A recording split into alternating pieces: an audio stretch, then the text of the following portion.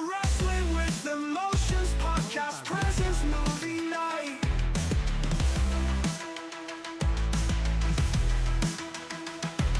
The Wrestling with Emotions podcast presents movie night.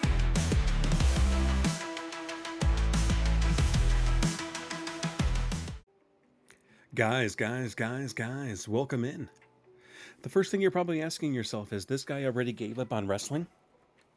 No, not the case. He's jumping the shark. He's doing a movie podcast now? No.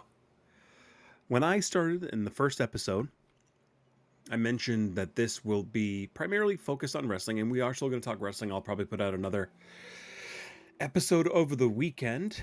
But I'd mentioned that I will be talking about anything and anything within the world of entertainment, movies, music that I'm interested in, or that strikes a chord. So I happened to watch a movie over the last weekend that I wanted to discuss. You could see it in the thumbnail. So today I'm rolling out this version of the podcast, and I appreciate you hanging in there. It's been a while since I posted, just to kind of give you an idea without getting too into it.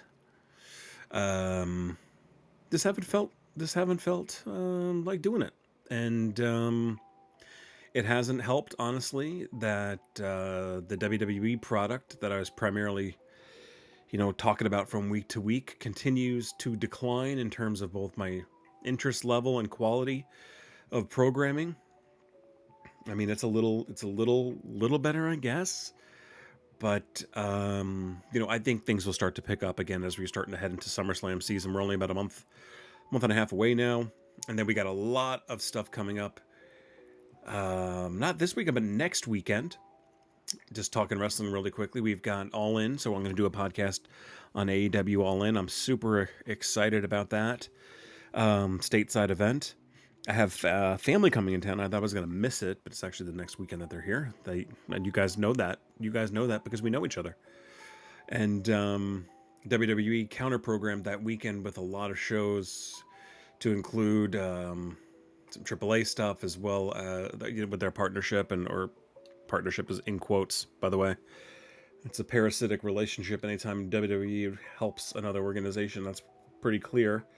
But you got that. You have Evolution. You have Great American Bash, NXT. I don't care about that whatsoever. So we're not even going to bother talking about that. But we will talk, obviously, about AEW, and we'll probably talk about the Evolution pay-per-view as well. I was out of my fandom the first time that this came around. I don't recall... I mean, I recall it being a thing, but I never watched.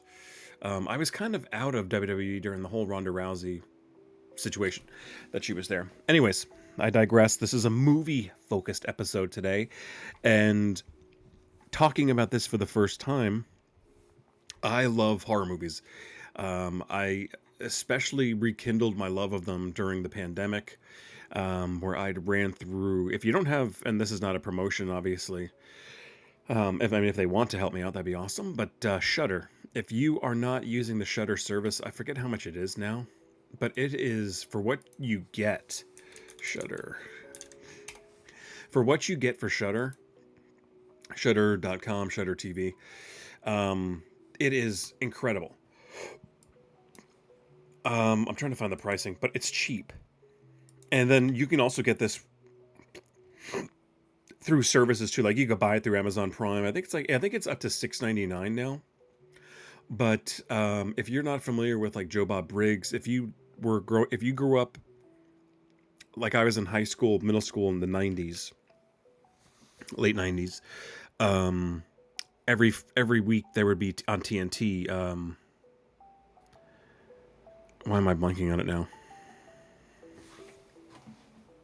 Monster Vision, and it would be Joe Bob Briggs. He would do I think double features usually, maybe sometimes even more movies. And this was on TNT, so they had access to a pretty good catalog of movies at that particular time. But it was fun. He would interject. Horror host, if you're not familiar, but not like I think Sven Gulli does jump into the movies while they're playing and kind of does bits and stuff during the movie. Same thing with like Elvira, where she'll pop up and make a comment. He's more between segments, so they'll stop the movie at a certain point after something takes place, and he'll give you insight either into that scene or just continue to talk about the movie. So either way, there's several seasons available of that. Um, and then just a large catalog of movies from the 60s, 70s, 80s, 90s, and above, as well as collections as well. So there's a lot of value in this, especially if you like horror movies and you want to find a lot of good ones in one particular place. This is definitely the place for you. So with that said, this movie Clown in a Cornfield that we're going to be talking about today is not on this platform. In fact, I paid fucking $14.99, I believe, for it, or maybe $9.99. Might have caught a sale, but I was excited for this movie, and I'll tell you why. Now, Clown in a Cornfield, I'm going to go into the backstory a little bit. We're going to talk about the movie, and then I'm going to talk about some of the infuriating reviews that I just read prior to this that are fucking dumbfounding for anybody who actually likes horror. It's wild to me. So, first of all, if you are a horror fan, or just obviously pop culture horror, um, you know, within the last couple of years, um, Terrifier, the story of Art the Clown, has become gigantic. I remember watching All Hallows Eve, which was a compilation video several years ago, or not a compilation video, an anthology movie set on Halloween, where he just has a couple of quick stints in there, but it basically introduces that character for the first time. Then, of course, he got his own standalone movie with Terrifier, and that blossomed into Terrifier 2, which of course led to Terrifier 3. Now, Terrifier 2 is an awesome story, because this was like the little engine that could. This thing was a super, super low budget movie that I knew I had to see, and they showed it in several screens across the country, and then it just took off like wildfire. I mean, they made so much of their money back. I had the opportunity at that particular time too, before like all the hype. I met them at Monster Mania Con, especially the lead actress for the movie as well. So with this movie, it came out, I believe, around the tail end of when Terrifier 3 was finished in theaters. I want to say that. Let me find out the release date for this, because my point is, to me, it felt like it was certainly riding on the coattails of, okay, here's another clown. And the way that this was hyped up, it may. So yeah, that was kind of late, but it was early enough in the year, because Terrifier, I believe, originally came out not Halloween. Terrifier 3, not Halloween, but November. Then it came back into theaters again, or another round. Maybe it came out during Halloween, played through November, and then had another burst through Christmas, because these obviously, it takes place during Christmas. But I swear I saw like the buzz start to happen for this movie initially pretty early on, and there was a lot of like tie-ins to like the next new clown, right? The next new big thing. So I was very excited about it. I don't even remember really seeing a trailer for it, or really spending a lot of time watching a trailer for it. But anyways, I decided, hey, I'm gonna dive in. So I bought it because I was like, man, this is going to be good. I'm gonna probably want to watch this again. Okay, so let me give you just a little quick rundown of what this movie is about. And I didn't know until I watched the end credits, or my wife actually saw the end credits, that this is based on like a book. And this I will put into more context at the end of the movie, because maybe it frames how bad this movie is, in connection with maybe like the teen horror genre for books. You know what I mean? Maybe there's a connection, but essentially, you're following a group of teenagers under siege by let's say killer clown. Turns out to be multiple clowns in a tiny midwestern town. I believe it's set in Illinois. No, I think it's set in Iowa. But basically, it follows the duo of a father and his daughter, that relocate. I'm sorry, I guess Missouri is in this movie or in the book. Moving from Philadelphia to Missouri towards the tail end of her high school senior year, after in the heels of her mother's death, which we find out relatively early on in the movie when she's talking to one of the guys. Um, Basically, her father was an ER doctor, I believe, at that particular time, based on the tragedy of his wife passing, who I believe committed suicide or overdosed. Um, he ends up he can't do it. He can't be an ER doctor anymore. So this job opens up in this small town. They move cross country into an old house that's full of shit already when they get there. I don't know whose shit it was, but there's a ton of stuff in there. Immediately the movie starts. Let's back up a little bit.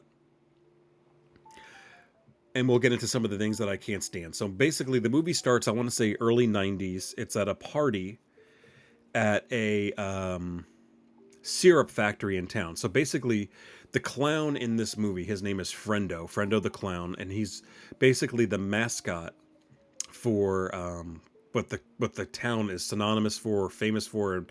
Largest employer is the Bay Pen Corn Syrup Factory, and the clown is the mascot for this. This factory, at one particular point, employed numerous people in the town. Was a large source of income and popularity for this team or for this town. Um, so that's where we are. This movie starts out on a party um, outside of the factory, and then there's a little wind-up box. What are they called? Jack in the Box, little tiny Jack in the Box. And anytime anybody winds this Jack in the Box up, a clown pops out of it, and then within minutes or seconds, a person is killed. So it starts out, you got a bunch of teenagers, and this is going to be, when I say this plot point, it's going to make sense when I tell you how fucking forced the generational play by play that they do in this movie is. So it starts out with a bunch of teenagers smoking cigarettes, pot as well, probably, around this campfire outside this factory. This is like 1991, 1993 or something like that in the film. Um, and they force it down your throat to show you like these were what the kids were doing then. Okay? Which I don't remember it being that prevalent. Maybe it was, but it seems so forced in the movie. The second half of this is incredibly annoying and forced. So it starts out with that. Ultimately, there's a guy and a gal that go into the cornfield, and they both end up getting murdered. And then it cuts to present day, where um, Quinn, who's the main protagonist, female, the daughter of the doctor, father named Glenn, are driving to their new destination, their new home. They get there. Obviously, it's in the middle of nowhere, and I think it is Iowa in the movie because I remember making a joke to my wife that Iowa stands for idiots out wandering around. Now, if you're on this podcast listening to this, I'm just kidding. I remember this was something when I was in the military. I remember a guy, well, my staff sergeant, had said that to a kid who was from Iowa. He was like, "You know what that means, don't you?" And everybody thought it was hilarious because this kid was an idiot. But either way, I digress. They roll up to this house, fully furnished, with all kinds of old shit in there. Immediately, they smell the scent of death in the house, and it turns out that I think it's a raccoon, is dead and rotting in their chimney. They pull that thing gets out. They pull that thing out, and then for the next 10-15 minutes is basically her adjusting to the new town, them talking about starting over again, discovering the town, and then she immediately goes to school. And you would think, by the way that she was acting, besides the old trope of like being late to the first day of class, um, the way that she's walking around is like she's been there before. Opening doors, she gets a walk. Oh, here we go. A guy in the media. So she's going to school the very first day after they've woken up the first day. Dad's going to work on getting Wi-Fi for the house. A guy is at the front door, introduces himself. I forget his name. What the fuck is this dude's name? It's important, and this is professional podcasting in its best.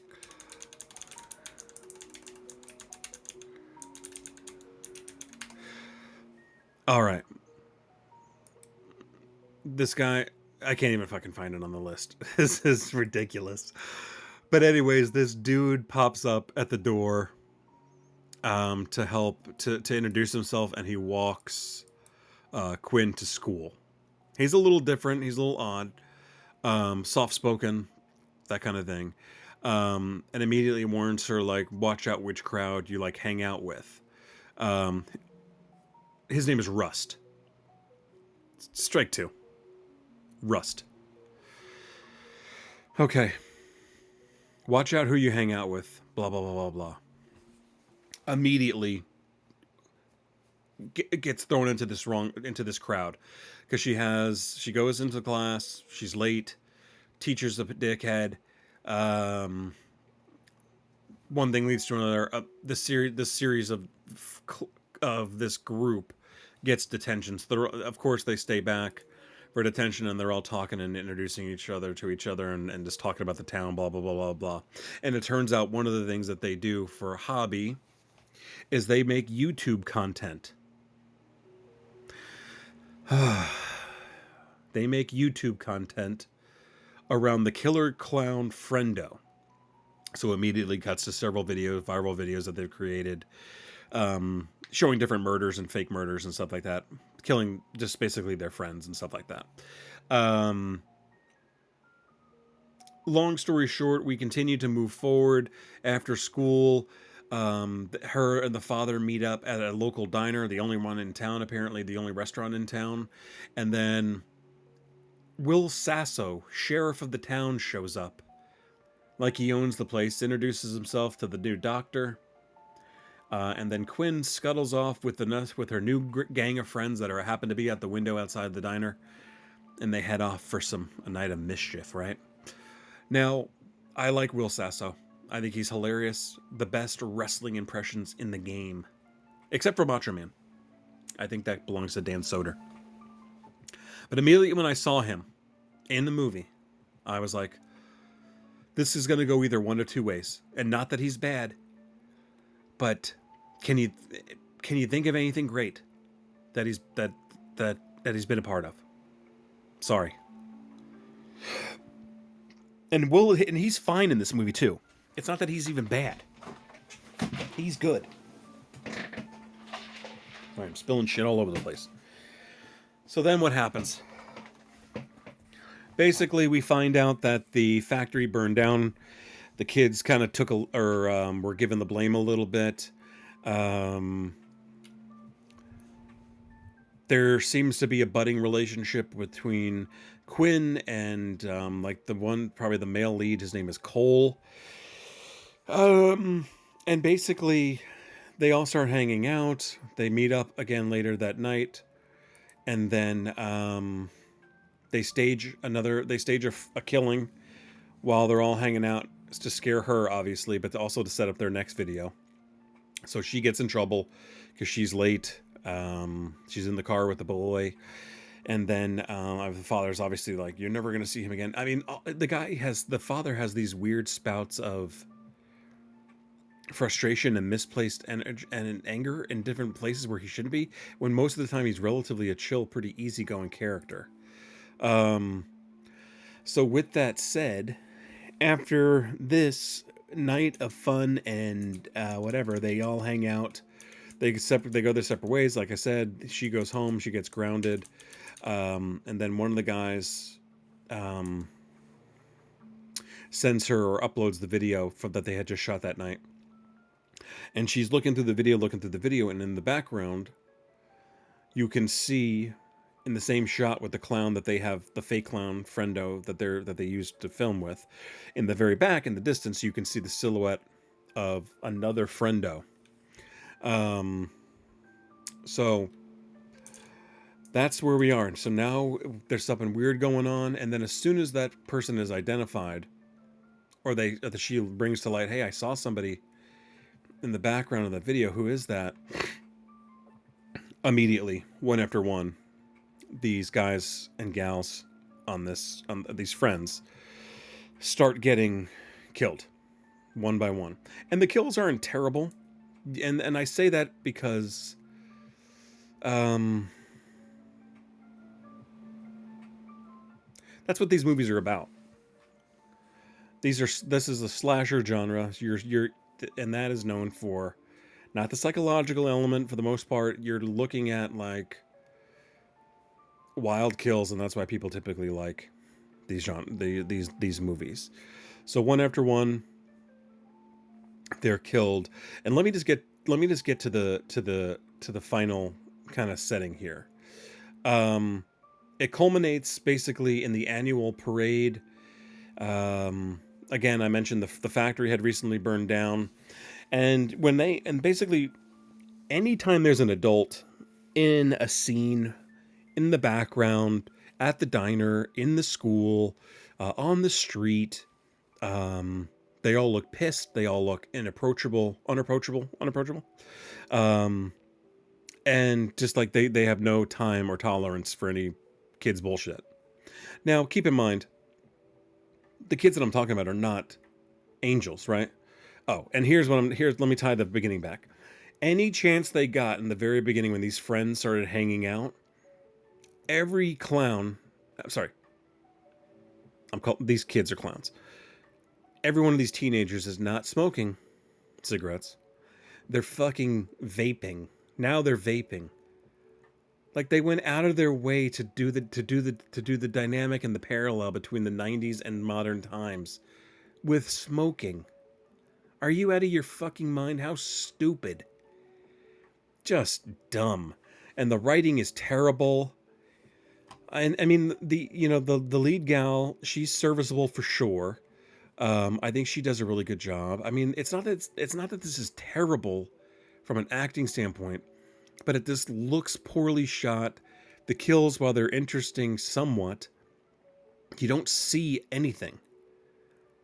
And that sounds weird to say out loud, like I'm pissed about that being a plot point or a lack thereof.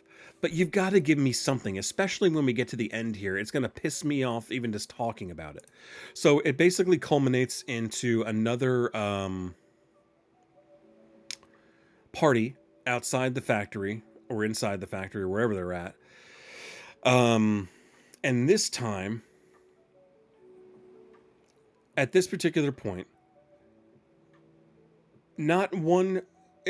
So they start to place these red herrings. Like you start to think, well, is Rust the killer? Because he's kind of like the outside kid to these group. There's obviously some weird connection. Quinn and Cole, they've come close to hooking up a little bit, but the Cole guy does not seem like super into it. So there's that storyline, there's that element. But here's the thing. So basically, at the town's 100th Founders Day Festival, they set and stage what's going to be like another video. What ends up accidentally happening is the friendo float that they're on, or that is walking around, it just engulfed in flames. It burns wildly.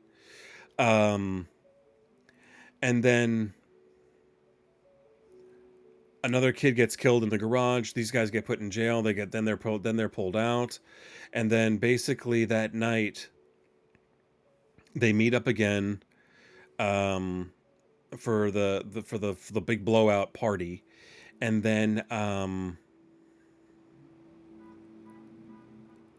not one but multiple friendos come out of the cornfield, some with chainsaws, some with pitchforks, all masked up, and they start killing the kids. They start killing everybody at this party. The Rust and them team up. He defends and helps like shoot a few of them. But now you've got a group of these friendo clowns attacking the kids in the town. And immediately, once all these people start coming out of the cornfield, you know immediately, unless you're an idiot, that this is it's the fucking townspeople policing the town this way. Awful. The high school teacher, who was a dick. The shopkeeper, who was an asshole. The diner waitress, who was a dick. They all blame these teens for the town's troubles and ruining its public image. Meanwhile, turns out that the mayor actually is part of the one behind it. The mayor is Cole's dad, and he blames him because in a strange coincidence and turn of events, I missed this plot point before, when Quinn tells Cole that her mother had passed away from an overdose. He mentions that his sister had just died like a summer ago. I guess diving into like maybe cliff diving. Maybe she missed it. I think that was the thing. She missed it. Anyways, the dad blames the kid, so he puts this all on him, including the fire in the factory. Turns out he actually said it himself, the mayor, the dad, and then he tries to stage like a murder. They try to stage like a murder suicide. Meanwhile, they're running all over town, and every house they go to, every place they go to, as you might imagine, that has an adult, they are somehow tied or involved, and are one of the friendos. So basically, you've got all the townspeople against this little group of kids. The dad comes, saves the day. They kill all the adults, with the exception of the mayor, who drives away, and they leave that plot point wide the fuck open. He just leaves. And I'm like, well, there's got to be a payoff here, right? I mean, they got to find this guy. They got to get this guy. Nope. He drives off. They fast forward to a couple of months later. Quinn's off to college now. She's a college graduate, ready to hit the road. And she's driving away, and inside the car is one of those little boxes, one of those little jack-in-the-boxes that she throws out the window. Now, I ask you, and I probably just gave you one of the worst rundowns and plot point twists rundown of a fucking movie that you probably heard of in the longest time. I am so angry about this because I was reading, just to give you a reference point, and I'm going to talk to you about some things that some of the people who wrote these reviews, I'm not going to give you their names. I don't want to embarrass them, and not to mention no one listens to this except me and maybe my brother. One dude writes 4 out of 5 stars. Okay? Man, I'm so freaking glad I found out about this movie and got the chance to watch it. Clown in a Cornfield was a blast from start to finish. Easily one of my new favorites in the modern slasher lineup. Get the fuck out of here, dude. The main protagonist, a strong and resilient teenage girl, absolutely carries the film with heart and grit. And the supporting characters really elevate the story. No, they do not. The plot builds tension. No, it does not. Steadily, and then explodes into chaos in the best way possible. No, it does not. And who wrote this? This is a fucking AI who wrote this, dude. While some of the kills could have been more creative, okay, finally, yes, agreed. I honestly think they're holding back a bit in anticipation of where the franchise is headed. And I'm totally here for it. The chase scenes, top notch. Nope. No, they are not. They bring the adrenaline pumping energy that every great slasher needs.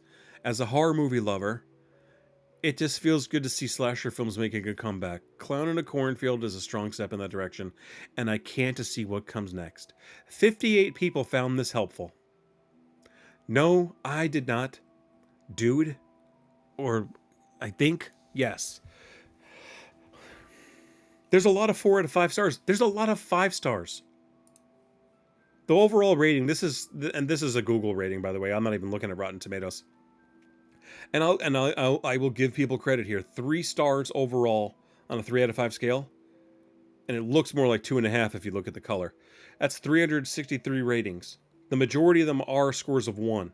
And I recommend that you read those. Another one that's 4 out of 5 stars. This movie needed less clowns and more cornfields. True. Why are you rating this high then, dude? The very on-the-nose premise uses a clown metaphor to reflect on a small-town conservatives this guy needs to proofread his stuff. That can't handle change. Teenagers throughout the history of the town tend to get massacred by clowns, and the film puts together a flimsy mystery based on these murders. However, it's so darn funny I couldn't help but love it.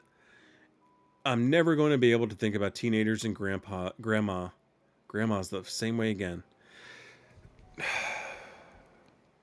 25 people found this helpful.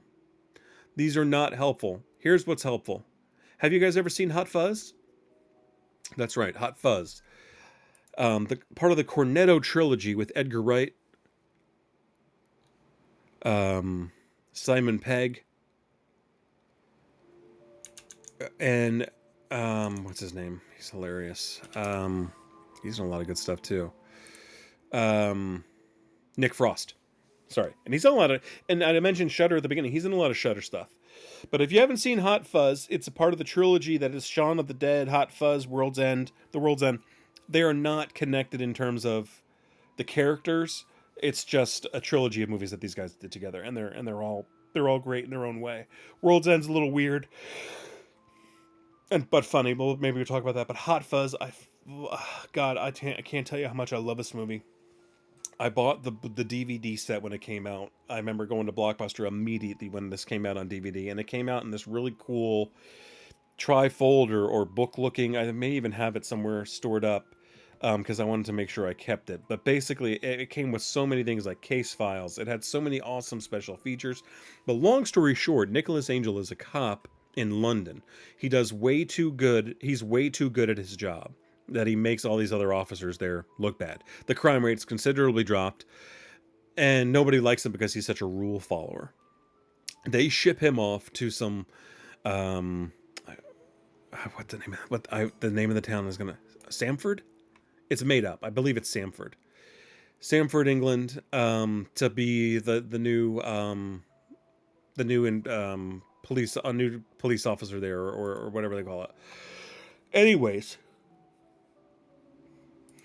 this town hasn't had any murders or any large crimes. They've been village of the year, multiple years in a row. Ultimate, and then you think it's one killer, and then it ends up being all these people that he met in the town are essentially policing it themselves, killing all these people or getting rid of anybody that could put a blemish on the town's overall great record. And they kill them, they bury them in the city, all these things. So it's all the townspeople coming together to essentially police the town themselves. And that's what made me think of this right away. It's just, like I said, especially when more than one showed up out of the field, I was pissed off. A slasher genre, yes. This isn't like it's a great slasher movie, and it has its issues too. But Thanksgiving, you got one central killer, John Carver. I thought Friendo was going to be the main killer here. But it turns out that's not the case. Unless, if they are going to do more of these movies, maybe the mayor becomes like the ultimate friendo and then he maybe something starts up there. But either way, I'll probably watch it, but I'm not into it. Now, here's one of the things where I was saying at the beginning, like, maybe I need to cut this a little bit of slack because I started to first look and see after I was pissed off watching the movie because I spent my money on this and I was really expecting something really cool, and it turned out to be less than stellar. And yeah, you can get it now on Apple iTunes or Apple TV for $9.99. But anyways, I went ahead and I quickly did a real quick review of the book itself, and it kind of runs it down. I think the only thing that changed, I think, is the location. I've never read it, but this is where I'm like, maybe I need to give this a little bit of a break because I grew up in the same time when Goosebumps, Fear Street specifically, let's target that, was more towards, it was like a Goosebumps but for like teenagers, young adults. This movie was written, or this book was written for the Clown in the Cornfield was written for kids 14 and up, in the horror genre. So maybe it's in the spirit of that, where it's very like tongue in cheek and especially modern movies and horror. Where there's got to be a message. If you watch any of the Blumhouse movies, they fucking hit you over the head with one message or some societal fucking thing they want you to pull out of it. And obviously, there's a ton of that in this movie. That's why Thanksgiving is great. Well, there's elements in there too, like cell phones and YouTube and social media and all this kind of shit. But at the end of the day, there's a centralized killer. It's a violent film, but it's fun, and you know what you're getting into when you watch it. This to me was just like a bust. I think it's because if they, oh man, I'm trying to think how they even fix it. Maybe you can't, because it is what it is. But it's just a shame. And I wonder if I don't know if there's more in the series, but I'm saying maybe it's just maybe geared towards teenagers. I was anticipating this to be a more adult oriented movie. I mean, it is rated R, of course, but that doesn't mean anything anymore. Um, but yeah, no, I was disappointed. So if we're gonna give it out of a 5, I'm gonna give it 2 stars. I won't do halves or anything like that. I'll give it 2 out of 5. This is not a great horror movie to introduce people to horror, even in modern horror. And if you can't take massacre style killings, like the oddball stuff and like Terrifier, like the really extreme stuff, I completely understand. It's not for everybody. That's why I wish there was a movie that I could rewatch over and over again. I mean, I have so many copies of it. I have it on VHS. I'm talking about Terrifier 3, Terrifier 2. I have both on VHS as well, the special editions. Um, but I had to be in the mood, and it has to be like the right time to kind of get into that. But there are plenty of other movies that we'll talk about in the future that I could watch over and over and over again. But I wanted to start here. I wanted to start now because this movie had annoyed me so badly. And then I think a combination of wanting to do this, and then at the same time when I was doing the research, finding some of the reviews, and just how wild, how some of these people have no idea. Oh, and this isn't. Nah, I'm not even gonna get into it. So if you want to take a look, watch the movie. I mean, like I said, the cast is not bad. I mean, everybody does. I think everybody plays their role just fine. It just feels like a made-for-TV. It just feels like a made-for-TV movie, to be honest with you. That just happens to be rated R because there's some cursing, and the violent aspect. But yeah, I would not recommend it as a great starting point if this is something that's getting you into here. So, anyways, I hope you enjoyed this. If you want to, leave some comments. This will pop up on YouTube as well. Let me know if there are any other movies or recent movies.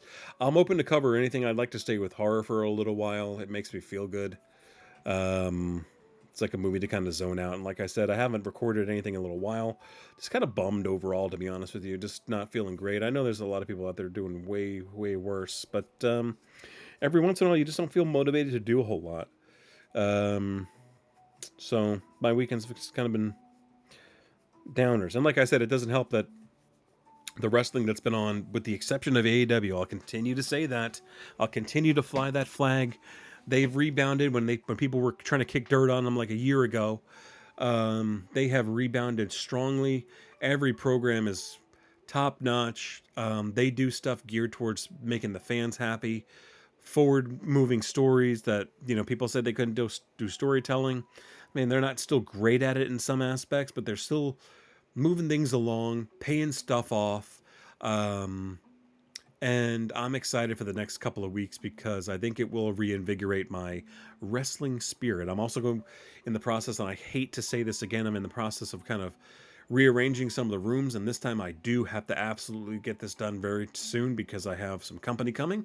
So I'm hoping to have that all set up, invite you in to some of that, and record some more of these. So the next podcast will be a wrestling geared focused episode, and then I will start to think about other movies that we can start to talk about. But in the meantime, enjoy your weekend. It is July 4th weekend. Tonight is Thursday, July 3rd. I hope you guys have something fun planned. Stay safe, have fun, and stay tuned this weekend for the next episode. All right, guys. Have a great night. Thank you. The Wrestling with Emotions podcast presents movie